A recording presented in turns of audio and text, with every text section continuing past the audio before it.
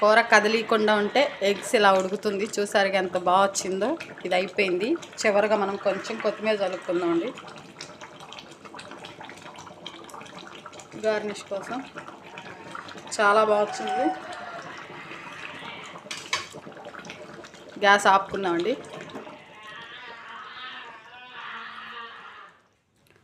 అలాగే ఒకసారి తీసి చూద్దామండి కూర ఎలా వచ్చిందో. ఎంతో టేస్టీగా ఉండే పారం కోడి చేత్తో ఎలా అంటే అయిపోతుంది. చూసారా ఎంత జ్యూసీగా ఎంత బాగా వచ్చిందో.